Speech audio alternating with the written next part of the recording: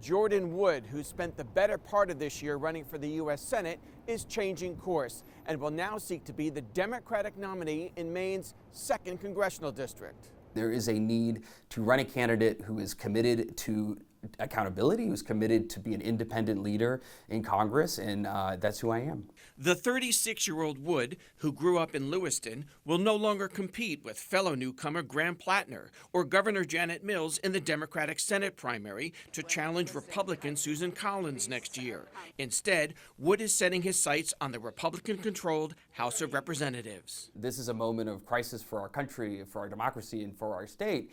And what voters are looking for are leaders that are going to go to Washington, fight political corruption and support democracy reform, but then deliver on the affordability crisis. His top issues are affordable health care, accessible child care, and housing. These issues are priorities for me because I've lived them. Wood has already held town halls in all 11 counties in the 2nd Congressional District.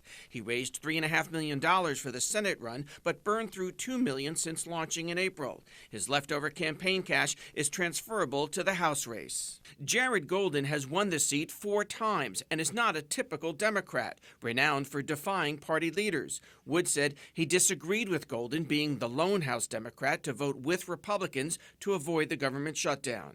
This is the one opportunity that Democrats, as the minority party, had to really use their political power to make sure that the Obamacare subsidies were renewed and extended. Former Governor Paul LePage, who's 76, is the frontrunner for the Republican nomination, so far unopposed. Mr. LePage, very much in line with Donald Trump, when they lose an election, they don't believe that they have to accept the result.